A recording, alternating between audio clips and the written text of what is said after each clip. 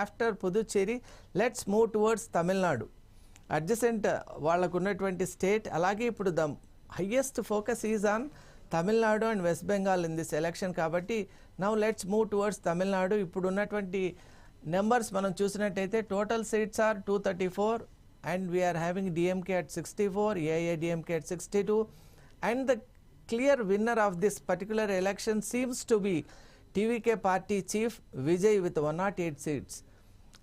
And this could go on. ఎందువల్ల అంటే మనం ఇప్పుడు మిడ్ నూన్ తర్వాత ఉన్నటువంటి ప్రొజెక్షన్స్ రిజల్ట్సే మనం చూస్తున్నాం కాబట్టి the actual facts might change, but the clear leader of the day is Vijay. మనం ఈరోజు మనం తమిళనాడు ఎన్నికల గురించి ఒక్కసారి అనుకుంటే ఇది నిజంగా ఎవరు కూడా ఊహించినటువంటి అతి పెద్ద విజయంగా మనం భావించవచ్చు.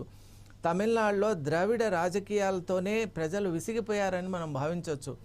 ద్రావిడ రాజకీయాలు ఎలా అంటే 1967 నుంచి ఇప్పటి వరకు అవిచ్ఛిన్నంగా ఇదర్ ఏఐఏడిఎంకే కానివ్వండి, డిఎంకే కానివ్వండి, only 2 parties are making their foray and they are taking the lead. కానీ అసలు వేరే పార్టీ తమిళనాడులో పుట్టి అక్కడి నుంచి వస్తుందా, లేక ఇప్పుడు ఉన్నటువంటి నేషనల్ పార్టీస్ కూడా వీటితో జట్టు కట్టినటువంటి నేపథ్యంలో అసలు తమిళనాడు రాజకీయంలో మార్పు అనేది ఎప్పటికైనా సాధ్యమేనా అని చాలామంది అనుకుంటున్నటువంటి నేపథ్యంలో ఒక సునామీ లాగా, ఒక హరికేన్ లాగా వచ్చినటువంటి విజయ్ ఈరోజు చూస్తున్నాం. 2024లో పార్టీ స్థాపించారు. అది కూడా అక్కడ ఉన్నటువంటి ప్రజల యొక్క సెంటిమెంట్ను వారు క్యాచ్ చేయగలిగారు. ముఖ్యంగా మహిళలకు అక్కడ తమిళనాడులో ఫ్రీబీస్ అనేటువంటివి మాత్రం ఇవ్వడంతో వాళ్ళని కేవలం ఓట్ బ్యాంక్గా మాత్రమే చూస్తున్నారు, కానీ ఒక క్రియాశీలక పాత్ర వాళ్ళకి ఇవ్వటం లేదు. అలాగే మహిళలకు ఉన్నటువంటి భద్రత విషయంలో తమిళనాడు అంటేనే ఒక సేఫ్ ప్లేస్ అనేటువంటి ఒక భావన ఉండేది. కానీ ఈ మధ్యకాలంలో తమిళనాడులో కూడా జరిగినటువంటి కొన్ని చాలా అవాంఛనీయమైన సంఘటనలు, దాంట్లో కూడా మహిళలు బాధింపబడినట్టు అక్కడ ఉన్నటువంటి ప్రజలు తెలుసుకోవడం వల్ల ఖచ్చితంగా మహిళల్లో కొత్త ఆలోచన వచ్చింది. అదేమిటి అంటే ఈ ద్రవిడ పార్టీలు రెండు కూడా మమ్మల్ని ఓట్ బ్యాంక్గా మాత్రమే వాడుకుంటున్నాయి.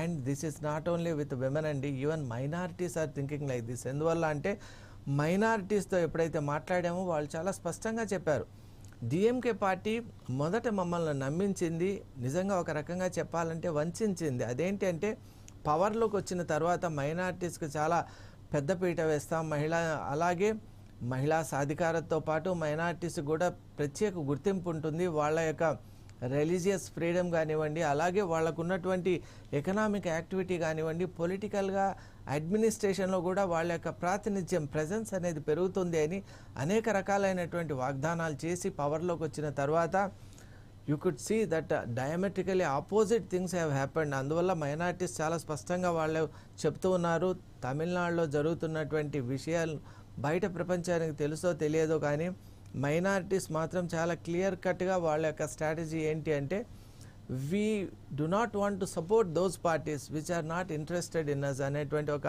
టెండెన్సీ వాళ్ళలో ఉంది. మమ్మల్ని పట్టించుకున్నటువంటి పార్టీలని మనం ఎందుకు పట్టించుకోవాలి. మరీ ముఖ్యంగా అక్కడ ఉన్నటువంటి యూత్ అయితే ద్రవిడ రాజకీయాలతో వాళ్ళు చేసే ఎత్తులు పై ఎత్తులు వీటితో విసిగిపోయారు. ఎందువల్ల అంటే అక్కడ ఫ్రీబీస్ ఇవ్వటంలోనే 2 parties, అలాగే వెల్ఫేర్ స్కీమ్స్ను డిక్లేర్ చేయటంలోనే 2 parties పోటీలు పడుతున్నాయి.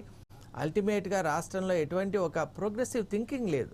అంటే ఒక స్టేల్మేట్, అంటే డెడ్ ఎండ్ అనేటువంటిది వచ్చినటువంటి నేపథ్యంలో డెఫినెట్గా తమిళ ప్రజలు ఆలోచించారు. అందువల్లే ఈరోజు మనం చూసాం తమిళ వెట్రి కళహం నాయకుడైనటువంటి విజయ్ 2024లో స్టార్ట్ అయినటువంటి ఈ పార్టీ ఈరోజు అఖండ విజయం వైపు దూసుకొని వెళ్తోంది. Now the number is at 108 and let us see ఇప్పుడు as we move towards evening మనకు ఒక స్పష్టమైనటువంటి ట్రెండ్స్, అలాగే స్పష్టమైనటువంటి మెజారిటీ కూడా మనం చూడబోతున్నాం. అలాగే 2 పాసిబిలిటీస్ ఉన్నాయండి. ఇప్పుడు ఉన్నటువంటి మనం ఆ నెంబర్స్ చూస్తే మనకు కనిపించే పాసిబిలిటీస్ 2. అది ఏంటి అంటే either Vijay could single handedly form the government by having the largest number of seats. అదొక పాసిబిలిటీ నెంబర్ 1. ఇక పాసిబిలిటీ నెంబర్ 2 ఏంటి అంటే there could be a kind of hung government. దానివల్ల ఏంటి అంటే either Vijay will have collaboration of minor parties or major parties are willing to discuss with him అనేటువంటి అనేక రకాలైన ఊహాగానాలు ఉన్నాయి. ముఖ్యంగా తమిళనాడులో మనం చూసినట్టయితే విజయ్ యొక్క నివాసానికి కూడా ప్రత్యేక భద్రత అనేటువంటిది కల్పించారు. ఎందువల్ల అంటే అవాంఛనీయమైనటువంటి ఎమోషనల్ యాక్టివిటీస్ అక్కడ చాలా ఎక్కువ కాబట్టి అలాంటివి జరగకుండా నియంత్రించే ప్రయత్నం చేస్తున్నారు.